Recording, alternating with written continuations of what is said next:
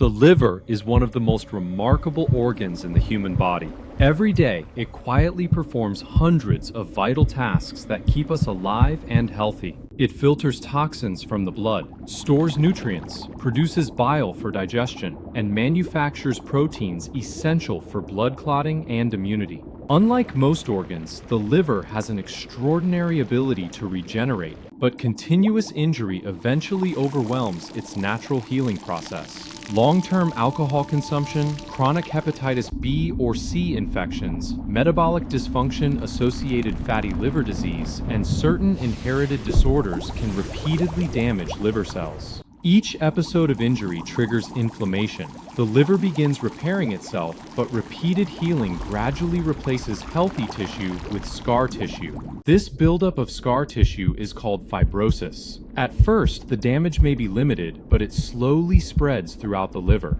As fibrosis progresses, thick bands of scar tissue divide the liver into irregular nodules, disrupting its normal structure and reducing its ability to function. When scarring becomes extensive and permanent, the condition is known as liver cirrhosis. At this stage, the damage is largely irreversible. The scar tissue also blocks normal blood flow through the liver, causing pressure to build inside the portal vein, a condition called portal hypertension. This increased pressure forces blood into fragile veins in the esophagus and stomach.